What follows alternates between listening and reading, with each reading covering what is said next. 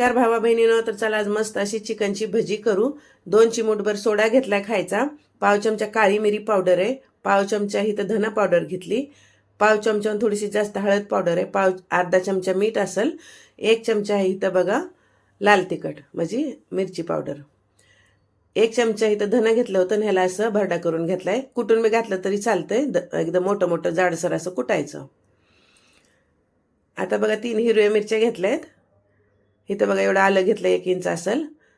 10 ते 15 लसणाच्या पाकळ्या आहेत. त्या मोठ्या लसणाच्या पाकळ्या असल्या तर कमी घाला. असं ह्याला बी वाटून घातलंय चिकनमध्ये. आपण अर्धा लिंबू आता पिळते, लिंबाचं बी चिकनमध्ये पडेल म्हणून हातावर थोडंसं पिळून घातलंय.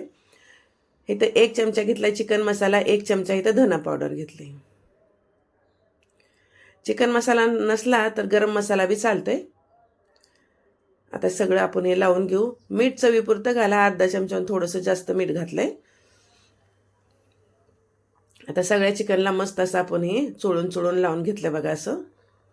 आता ह्याच्यात आपण काय करणार आहे, थोडीशी कोथिंबीर घालून घेऊ बारीक चिरलेली, आणि कढीपत्ता बी घेतलाय बघा. इथं मी 5-6 पानं कढीपत्त्याची घेऊन त्याला बी चिरल्यात, आणि बी बारीक चिरलं तरी चालते, पण अशा पद्धतीने चिरल्याला निघत नाही कढीपत्ता, चिकनलाच लागतंय मसाला.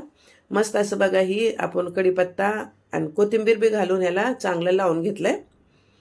आता ह्याच्यात काय घालणार आहे आपण बघा, ही घेतलंय मी कॉर्नफ्लावर, म्हणजे मक्याचं पीठ असतं. ही कॉर्नफ्लावर म्हणलं की भेटतं आपल्याला कोणत्याही दुकानात. नसलं कॉर्नफ्लावर तर तांदळाचं पीठ घाला. ह्या चमच्यानं मी 2 चमचा बेसन पीठ घेतलंय बघा. बेसन पीठ 2 चमच्याने 1 चमचा कॉर्नफ्लावर नाही तर तांदळाचं पीठ घाला. मस्त असं आपण ह्याला लावून घेऊ. आता थोडं थोडं करून पाणी घाला, जास्त एकदम पाणी घालू नका. एकदम पाणी घातलं की पातळ होईल आणि मग ह्याच्यावर हे आवरण राहत नाही हे आपल्या बेसन पिठाचं.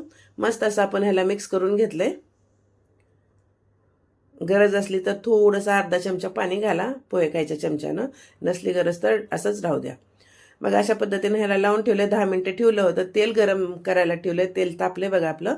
आता एक ह्याच्यातला पीस घ्यायचा आणि तेलात टाकायचा.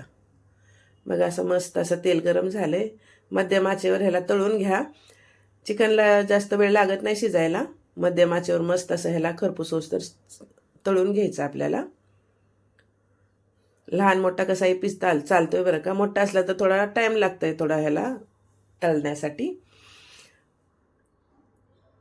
बघा असं एक साईडनं आता चांगलं हे तळून झालं. तर आता उलतं पालतं करून दोन्ही साईडनं आपण ह्याला तळून घेऊ. मस्त लागतात बरं का. काहीतरी नवीन खायचं असलं तर अशा पद्धतीनं चिकनची भजी करून खावा. चिकन पकोडा म्हणतात ह्याला. बघा असं चांगलं आता ह्याचा कलर बी बदलला आहे. झटपट होणारी रेसिपी आहे. पटकन कोणी पाहुणे जरी आली तरी आपण अशा पद्धतीनं करून चहा द्यायच्या आधी आपण असं थोडासा नाश्ता देतो ना, तशा पद्धतीनं ही आपण चिकन भजी करून बी देऊ शकतो. नक्की करून बघा. तुम्हाला आवडणारी रेसिपी व्हिडिओ आवडला तर लाईक करा. चॅनलवर नवीन असाल